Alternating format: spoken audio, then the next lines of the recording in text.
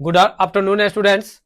आज आप लोग को बायोलॉजी में जो पीछे पढ़ा दिए थे एक बार थोड़ा देख लीजिए। बायोलॉजी वाला में आप लोग को हम पढ़ा दिए थे जो सजीव क्या है, निर्जीव क्या है, पोषण क्या है, पोषण की कौन कौन से विधि है।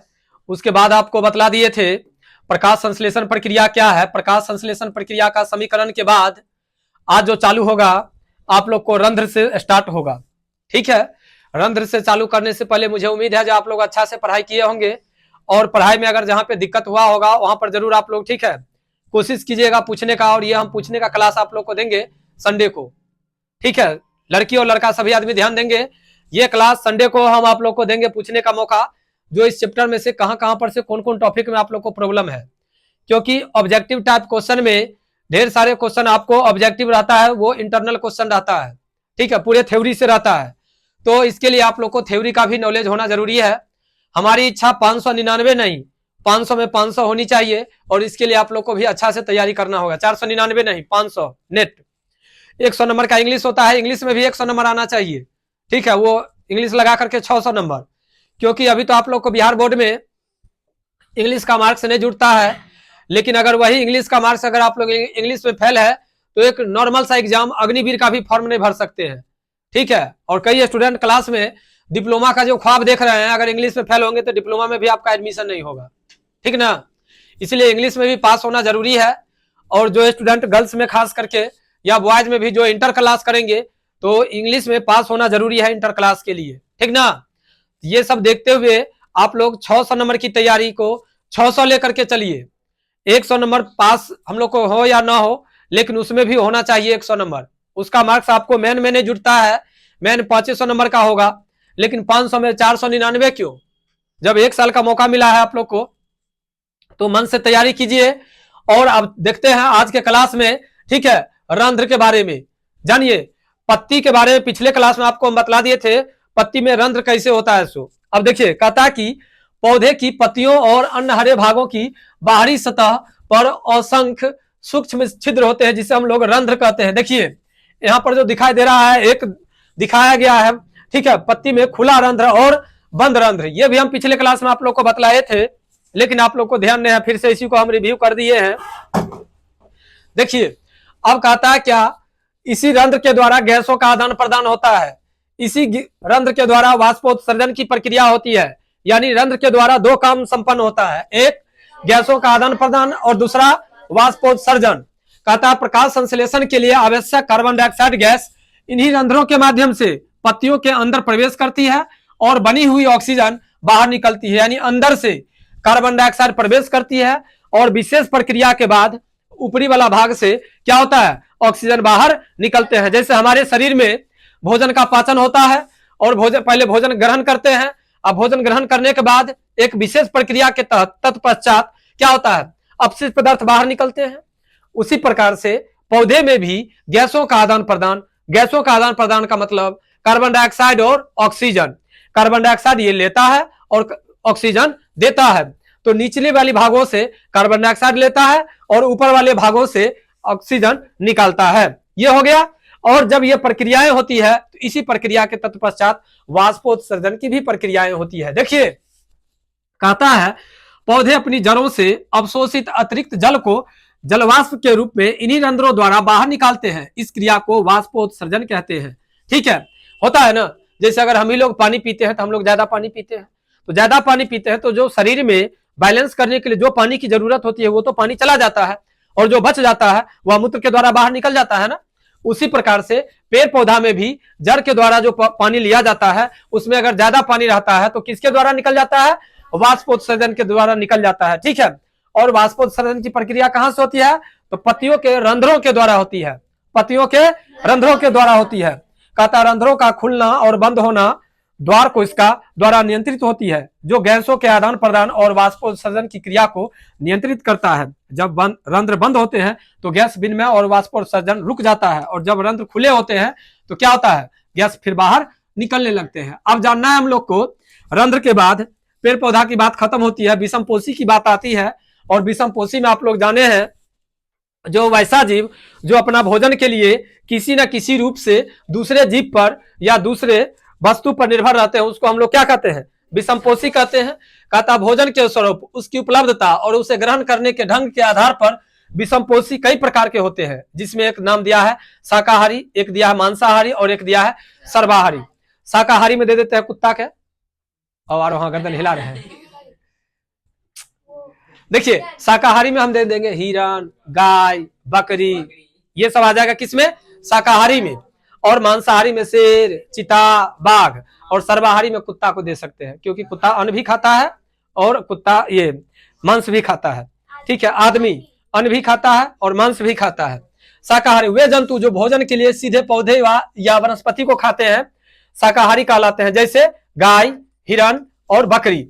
मांसाहारी वे जंतु जो अन्य जंतुओं को, विशेष करके शाकाहारियों का शिकार करके खाते हैं, उसे हम मांसाहारी कहते हैं। इसमें क्या है? शेर है, बाघ है और चीता है। सर्वाहारी जिसमें दोनों आते हैं, कौन कौन?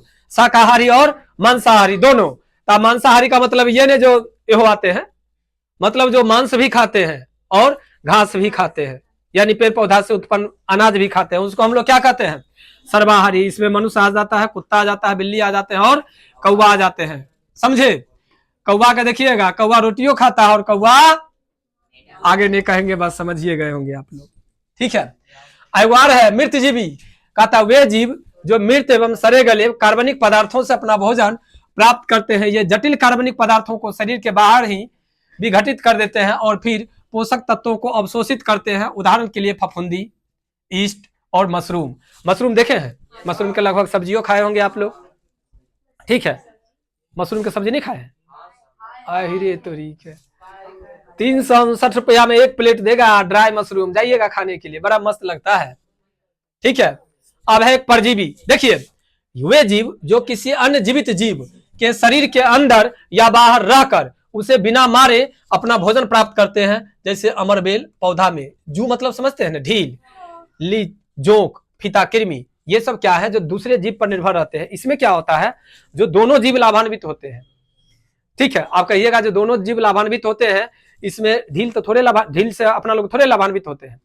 अगर ढील को कोई और खाता है तब अपना लोग लाभान्वित होते हैं। कौन चीज? ढील का नहीं खाता है? क्या बात करती है। आपके भारतीय भवन के किताब में बगुला का एग्जाम्पल दिया है। गाय के, जब आपके दरवाजा पर देखिएगा गाय भैंस बांधा रहता है, तो वहां पर पक्षी में किताब में किताबी लैंग्वेज में दिया है बगुला। क्या बगुला ओकरा जू को खींच खींच करके खाता है? नहीं देखी हो? तू विदेशी है कि रे? एक मिनट, खाता है ना खींच खींच करके, तो उसमें क्या होता है? पक्षी का पेट भर गया और जानवर को जू से छुटकारा मिल गया, है ना? किसका? परजीवी जीव में। इसमें दूसरे जीव पर निर्भर रह करके होता है। अब है विभिन्न जीवों में पोषण की प्रक्रिया। विभिन्न जीवों में सबसे पहले एक कोशिकीय जीव अमीबा में दिया है बउआ। देखो अमीबा में कहता है, अमीबा में पोषण एक कोशिकीय, अमीबा एक कोशिकीय प्राणी है जिसमें पोषण की प्रक्रिया अंतर्ग्रहण द्वारा होता है। अंतर्ग्रहण का मतलब कौन चीज? कूटपाद के द्वारा। देखिए जब भोजन का कोई कण अमीबा के संपर्क में आता है तो वह अपनी कोशिका सतह पर उंगली जैसे अस्थायी प्रवर्ध बनाता है, जिसे कूटपाद कहते हैं। देखे होंगे आप लोग अमीबा को देखे होंगे, तो अमीबा की जो आकृति होती है बउआ, वो इस टाइप की होती है, इस टाइप से होती है। अब मान लीजिए यहां पर अगर मिल गया भोजन, यहां पर भोजन मिल गया, तो ये भाग ऐसे करके बढ़ाना चालू करेगा, ऐसे करके बढ़ा करके इसको खींच लेगा अपने अंदर। समझ गए? तो ये जो निर्माण किया इसका नाम है कूटपाद। कोई दिक्कत आ गया समझ में? कहता खाद्य रिक्तिका का निर्माण। ये कूटपाद भोजन के कण को चारों ओर से घेर कर एक थैली जैसी संरचना बनाते हैं, जिसे खाद्य रिक्तिका कहते हैं। अब है इसके बाद पाचन। किसमें? अमीबा में। खाद्य रिक्तिका के अंदर पाचक एंजाइम प्रवेश करते हैं और भोजन के जटिल कणों का पाचन सरल पदार्थों में कर देते हैं। ये मनुष्य के शरीर में भी होता है, यानी बहुकोशिकीय में भी होता है और एक कोशिकीय में भी होता है। अवशोषण, पचा हुआ भोजन कोशिका द्रव में विस्तृत हो जाता है और उसके बाद बहिक्षेपण, अपचित भोजन कोशिका की सतह की ओर गति करता है और शरीर से बाहर निकल जाता है, क्योंकि वो तो एक कोशिकीय जीव है, तो उसमें भोजन करने के लिए भी कोई निश्चित जगह नहीं होते हैं और अपशिष्ट पदार्थों को बाहर निकालने के लिए भी कोई निश्चित जगह नहीं होते हैं। जिधर से उसको मिल गया सुविधा, यानी गड्ढा मिल गया, उधर वो अपशिष्ट पदार्थों को बाहर निकाल देता है। ये हुआ किसमें? अमीबा में। ये कौन चीज में हुआ? अमीबा में। अब देखिए अमीबा के बाद है पैरामेशियम में पोषण। अमीबा के बाद किस में है पोषण? पैरामेशियम में। कहता है पैरामेशियम भी एक कोशिकीय जीव है, किंतु इसकी कोशिका का आकार निश्चित होती है। उसमें क्या होता है? अनिश्चित होता है। किसका? अमीबा का। और पैरामेशियम का आकार निश्चित होता है। इसका जो है हवाई चप्पल वैसा होता है इसका आकार। किसका? अमीबा का, पैरामेशियम का। इसमें भोजन ग्रहण करने के लिए एक विशेष स्थान होते हैं जिसे कोशिका मुख कहते हैं। इसकी पूरी सतह पर धागे जैसी संरचनाएं जिसे पक्षमाभ कहते हैं पाई जाती है। पक्षमाभ की लयबद्ध गति भोजन के कणों को जल की धारा के साथ कोशिका मुख तक पहुंचाने में सहायता करते हैं। यानी ये निश्चित होते हैं, इसके आकार भी निश्चित होते हैं। चप्पल तो देखे होंगे लगभग हवाई चप्पल, सेम उसी प्रकार का इसका देखिएगा। हवाई चप्पल में किनारे किनारे रेशा नहीं होता है, लेकिन पैरामेशियम में रेशा होता है। वही रेशा उसको भोजन को कलेक्ट करके एक गंतव्य स्थानों पर उसको पहुंचाने का काम करता है। यहां तक में कोई दिक्कत नहीं। तो ये हुआ एक कोशिकीय में। एक बार फिर से समझ लीजिए, जैव प्रकर्म के अंतर्गत आप लोगों ने पढ़ा सजीव किसे कहते हैं, निर्जीव किसे कहते हैं, जैव प्रकर्म क्या है, जैव प्रकर्म के अंतर्गत पोषण क्या है, पोषण में स्वपोषी क्या है, परपोषी क्या है, परपोषी के कितने प्रकार होते हैं।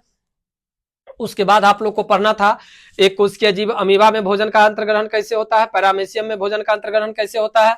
अब जो इस चैप्टर का मेन है वो अब चालू हो गया। ठीक है, अभी तक जो आप लोग पढ़े हैं ये आप एक डेमो पढ़ाए हैं या एक बेसिक पढ़ाई किए हैं। पहला जो चैप्टर आपका है जैव प्रकर्म, जैव प्रकर्म के अंतर्गत भोजन का पाचन कैसे होता है, यानी भोजन का हम लोग अवशोषण कैसे करते हैं, उसके बारे में इसमें पढ़ना है। तो अब आप लोग को चालू होता है मनुष्य के, ठीक है, मनुष्य में पोषण। और मनुष्य में पोषण की जो प्रक्रियाएं होती है ये बड़ा जटिल है। इसके लिए आपको ढेर सारे इसमें, ठीक है, स्टेप तय करने पड़ते हैं। देखिए, मनुष्य एक सर्वाहारी प्राणी है जिसमें पोषण एक जटिल प्रक्रिया के माध्यम से होता है जिसे हम लोग पाचन कहते हैं। और इसके लिए एक सुव्यवस्थित सुविकसित पाचन तंत्र पाया जाता है। अब मनुष्य के पाचन तंत्र क्या होते हैं सो देखिए।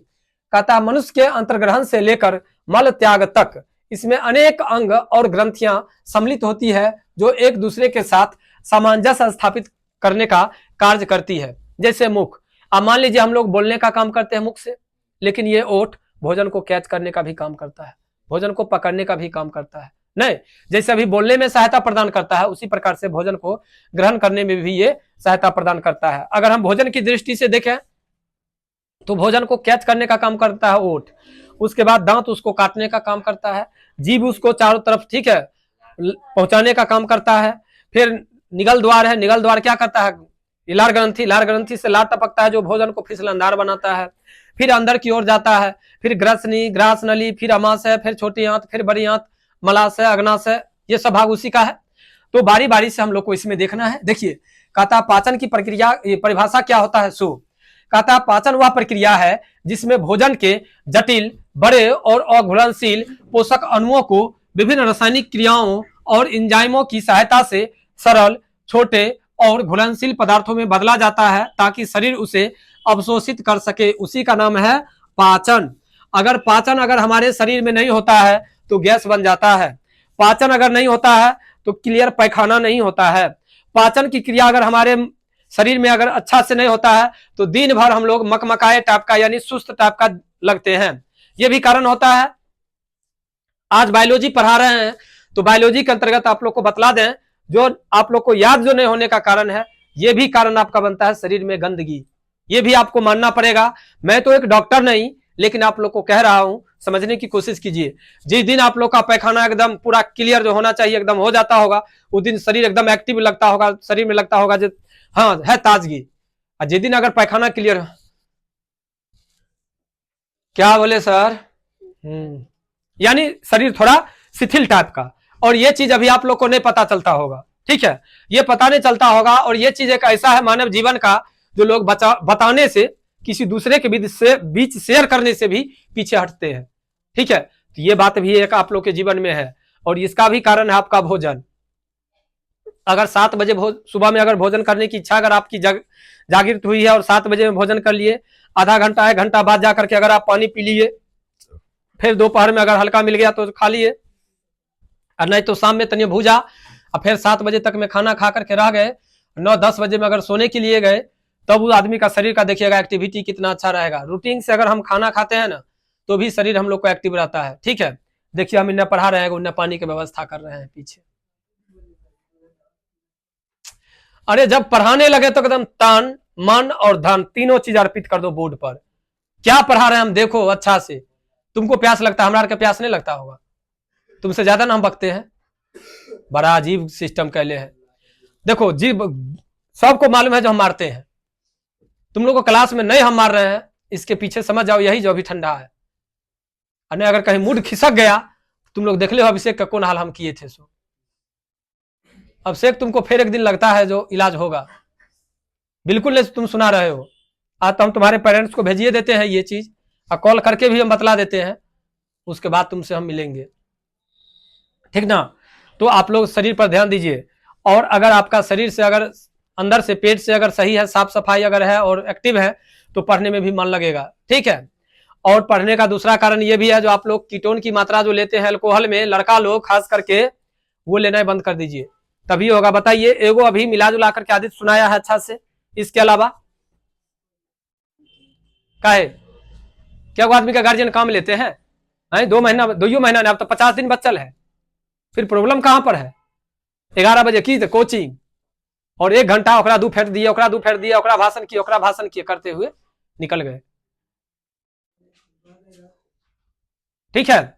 इसलिए आप लोग थोड़ा ध्यान दीजिए, आगे की ओर हम चलते हैं। तो शरीर में जो हम लोग लेते हैं उसमें बड़े बड़े कण होते हैं, समझ गए। जैसे हम लोग मतलब क्या कहें, रोटी लेते हैं, चावल लेते हैं, या दाल ग्रहण करते हैं, सब्जी ग्रहण करते हैं, उसमें कण होते हैं।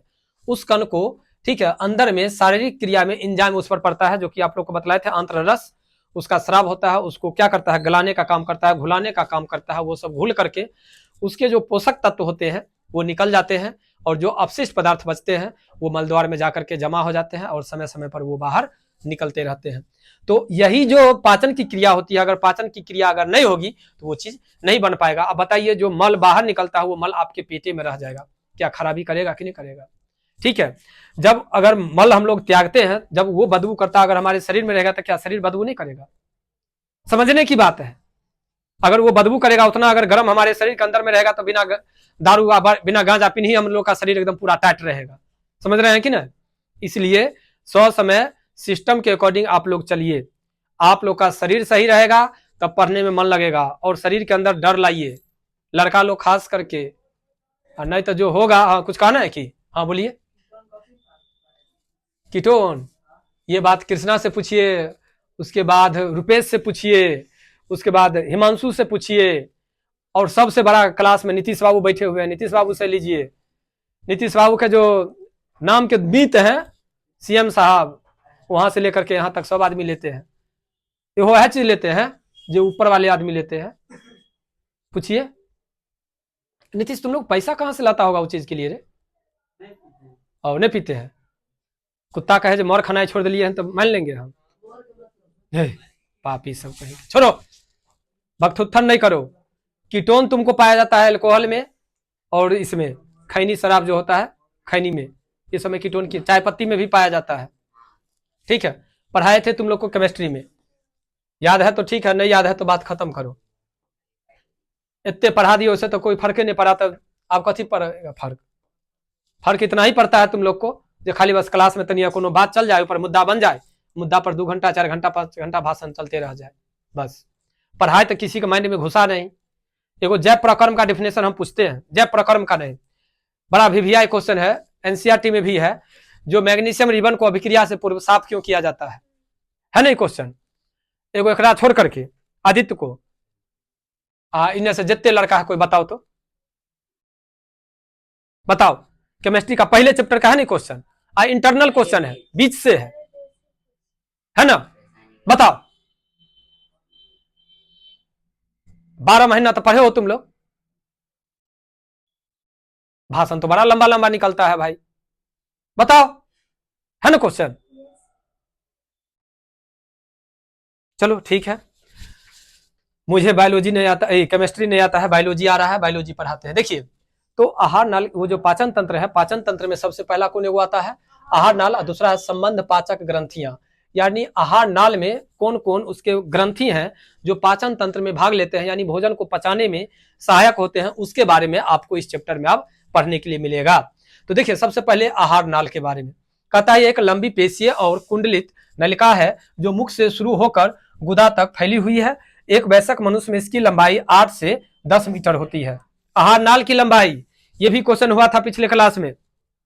आहार नाल की लंबाई कितना, 8 से 10 मीटर के लगभग में होता है, एक सामान्य। अब ये नहीं जो इतना होकर बच्चा को गिनती करेंगे या एक लंबा आदमी को गिनती करेंगे, नहीं, एक सामान्य, ठीक है, किताबी दृष्टि से, यानी जो कहता है एक औसतम, वो औसतम में।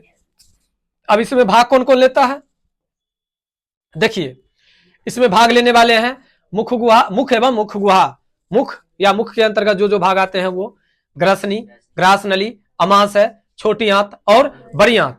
बड़ी आंत के बाद एक और है गुदा, इसी में मल आकर के जमा रहता है और समय समय पर बाहर निकलते रहता है। क्या वो भाग है इसका भाई, 7 गो। मुख एवं मुख गुहा, ग्रसनी, ग्रास नली, अमाशय, छोटी आंत, बड़ी आंत और गुदा। अब देखना है 1 नंबर में आहार नाल के अंगों के कार्य में मुख का, मुख मतलब मुंह का। कहता है भोजन को निवाले के रूप में अंतर्ग्रहण मुख द्वारा होता है। मुख गुहा में दांत भोजन को चबाते हैं, जीभ उसे लार के साथ मिलाती है और लार में मौजूद एनिमेल एंजाइम स्टार्च का पाचन शुरू कर देता है, यानी पचाने का काम यहीं से शुरू कर देता है, मुंह से। अब कहिएगा सर मुंह से क्या करता है, तो हम लोग लारते हैं, तो लारने में भी एक तरह से समझिए पाचने होता है। एक बिलियन एना करके घोट अगर जाते हैं तो वो भोजन को पचने में समय लगता है, लेकिन अगर भोजन को लेकर के मुंह में अगर अस्थिर से चबाते हैं तो एक तरह से समझिए ये जो यहाँ पर कहा एंजाइम स्टार्च का पाचन शुरू हो जाता है, तो समझिए जो शुरू हो ही गया, ठीक है, क्योंकि पाचन हुआ तो पाचन शुरू हो जाता है, क्योंकि जितना मशीन हो जाए, क्या कहता है, महीन हो जाएगा, उतना जल्दी पाचन होगा। अब कहता है ग्रसनी, यह भोजन और वायु दोनों के लिए एक साझा मार्ग है। इसका मुख्य कार्य भोजन को निगल कर ग्रास नली में भेजना। इसमें कोई पाचक नहीं होता है, केवल ये ऊपर से लेकर के अंदर पहुंचाने का काम करता है। देखिए नीचे में फिगर है देल, नीचे में फिगर देल है, लेकिन हम आपको बतलाते हैं इस टाइप से। मान लीजिए अगर आहार नाल है तो इसका कनेक्शन यहां से रहता है, समझे, यहां से कनेक्शन रहता है, कौन सी, हाँ, तो इस टाइप से अगर कनेक्शन रहता है, हमारा फिगर नहीं बनाने आता है, अब समझिए इस टाइप से होता है। तो ये तो श्वसन क्रिया के लिए भी हो गया और ये आहार नाल के लिए भी हो गया।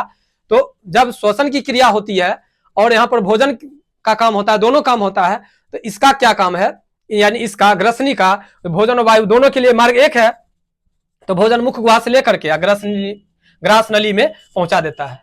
ग्रसनी का काम है भोजन को लेकर के ग्रास नली में पहुंचा देना। ग्रसनी का क्या काम है, भोजन को लेकर के ग्रास नली में पहुंचा देना। इसमें कोई पाचक एंजाइम नहीं पाए जाते हैं। अब है ग्रास नली, यह एक पेशीय नली है जो ग्रसनी को अमाशय से जोड़ती है। इसकी दीवारों में कर्मानुकुंचन गति होता है, जिससे भोजन अमाशय की ओर खिसकते रहता है, ऐसे ऐसे शिथिलन। अब बताइए हम लोगों का आहार नाल इतना पतला है, जो अगर कर्मानुकुंचन नहीं होगा तो भोजन जहां जाएगा वहीं पर जाकर के अटकले रह जाएगा। यही इसमें, ठीक है, कर्मानुकुंचन होते रहता है, जिसके कारण धीरे धीरे धीरे धीरे भोजन, ठीक है, ग्रास नली से कहां जाता है, अमाशय की ओर भोजन पहुंचता है। कौन चीज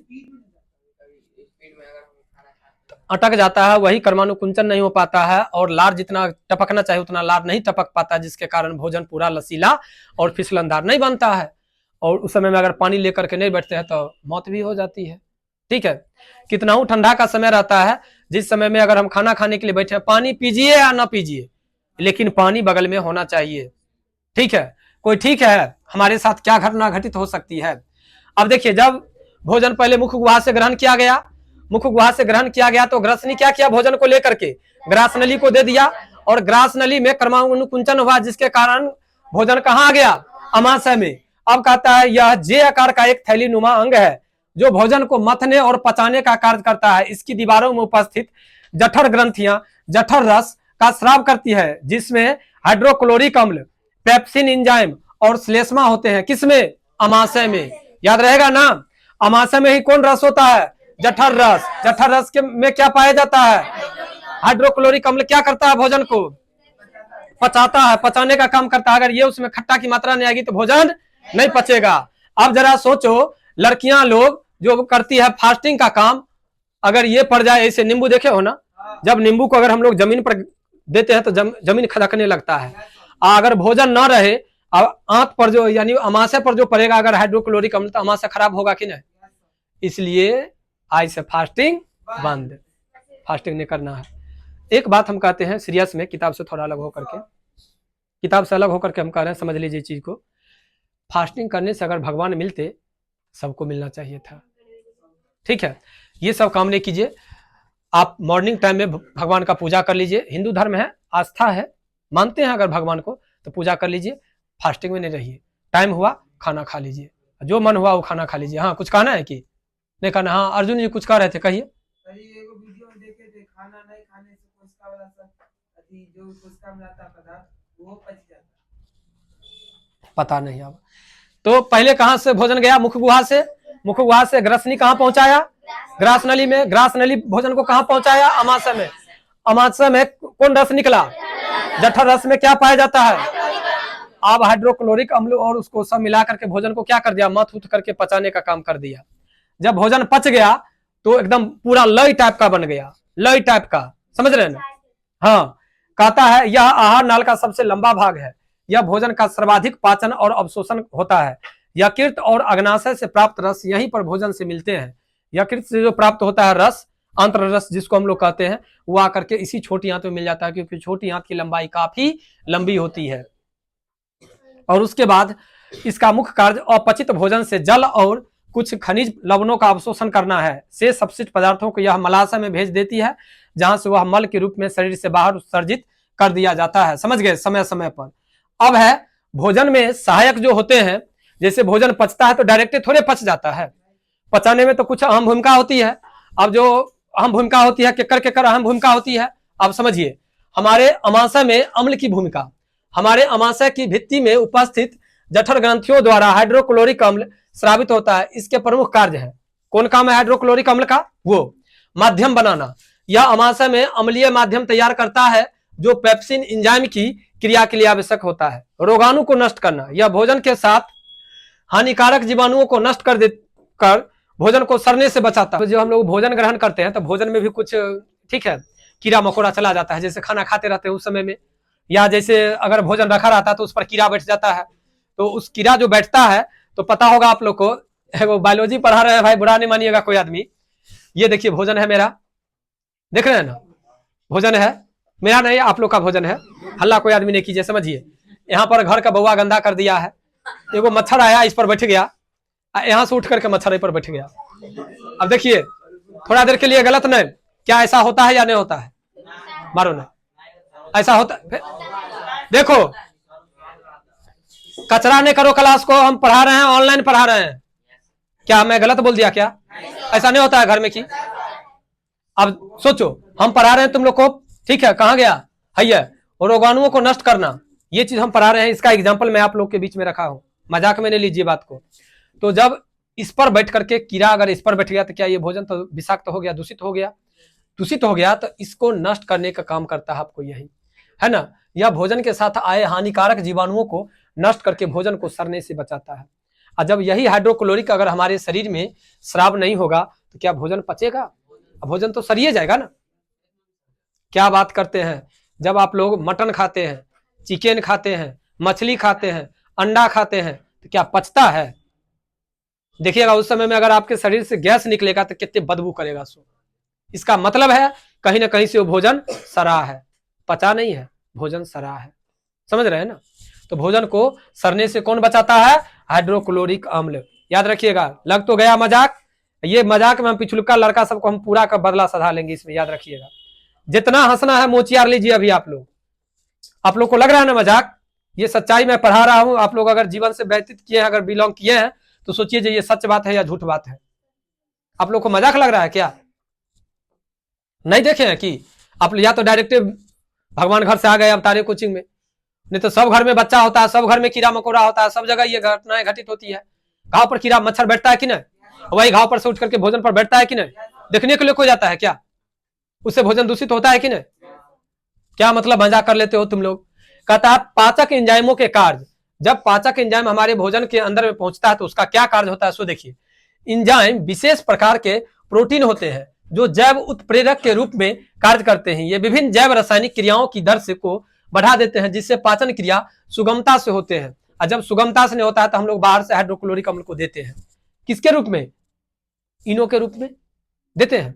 जब गैस बन जाता है, हरा हरा ढेकार होता है, मतलब कि भोजन का पाचन नहीं होता है, तो भोजन को पाचन करने के लिए हम लोग हाइड्रोक्लोरिक अम्ल को अंदर में डालते हैं, या नहीं अगर वो देते हैं तो नींबू पानी देते हैं ना, क्यों देते हैं? इसी चीज के लिए। हाँ ठीक है। अब देखिए आगे क्या कहता है, आगे कहता है क्या, एमिलेस यह मुख्य गुहा में लार में पाया जाता है और कार्बोहाइड्रेट स्टार्च को माल्टोज शर्करा में बदलने का काम करता है। ये अगर जैसे मान लीजिए हम लोग भोजन को नहीं लारेंगे या भोजन को लारे तो लार ग्रंथि से लार नहीं टपके, अब पानी के द्वारा अगर अंदर धकेल देंगे तो फिर वो हमारे लिए हानिकारक हो जाएगा। लार का निकलना जरूरी है। लार में क्या पाया जाता है? एमिलेस पाया जाता है। ये भी हमारे भोजन को पचाने में सहायक होते हैं। अब फिर है पेप्सिन, यह अमाशय में प्रोटीन का पाचन करता है। लाइपेज यह वसा को अम्लीय वसीय अम्ल और ग्लिसरॉल में बदलता है, तब जाकर के हमारा भोजन पचता है। और हम लोग बाहर से कह देते हैं कि हाँ भोजन के लिए तो पच गए। बताइए अंदर में कितने प्रक्रिया हो रहा है, सो देख रहे हैं ना। अब देखिए यकृत के कार्य। यकृत शरीर की सबसे बड़ी ग्रंथि है जिसमें प्रमुख कार्य निम्नलिखित है। कौन कौन? तो पहले पित्त रस का स्राव। यकृत पित्त रस का निर्माण करता है जो अमाशय से आए अम्लीय भोजन को क्षारीय बनाता है ताकि अग्नाशयी इंजाइम उस पर क्रिया कर सके। क्षारीय का मतलब समझते हैं? खट्टा। अम्लीय में स्वाद का खट्टा होता है, अम्ल होता है ना, कड़वा हो जाता है। और साथ देखते होंगे जब ढेकार करते होंगे तो कैसे लगता है। कभी गैस बना है? केकरो ने गैस बना है? तो हमारा क्लास का बड़ा सुंदर एकदम रोग मुक्त क्लास है अवतार कोचिंग ना। गैस बनेगा उस समय में ढेकार कीजिएगा तो अजीब टाइप का होता है ना, वही कारण कहता है। ठीक है। इमलीसीकरण, पित्त रस वसा की बड़ी गोलिकाओं को छोटी गोलिकाओं में तोड़ता है जिसे वसा का इमलीसीकरण कहते हैं। यह भोजन को सड़ने से भी रोकता है। अगर भोजन मान लीजिए मेरा अगर सड़ जाएगा तो फिर क्या होगा भोजन के अंदर में, सो समझ रहे हैं ना। तो इसी भोजन को सड़ने से बचाता है कौन? इमलीसीकरण। अब देखिए इमलीसीकरण के बाद एक और आज के क्लास के लिए शॉर्ट में भोजन का संचय। यकृत अतिरिक्त ग्लूकोज को ग्लाइकोजन के रूप में संचित करता है। इसके अलावा यह वसा और कुछ विटामिन का भी संचय करता है। कौन? आपको भोजन का संचय करना, यानी भोजन जो अपशिष्ट पदार्थ जो रहता है वो निकल जाता है, जो पोषक तत्व बचता है उसको यहाँ तक करता है। ठीक है। इसके बाद आप लोग को मिलेंगे अब हम कौन चीज में, भोजन तो हमारे शरीर में आ गया, भोजन का जो गंदगी उंदगी था इधर उधर सब खत्म हो गया, एक जगह जो शुद्ध भोजन था वो बच गया है। अब शुद्ध भोजन को क्या करेगा? श्वसन। ये चीज हम लोग अगला क्लास में देखेंगे। आज भर के लिए बाय।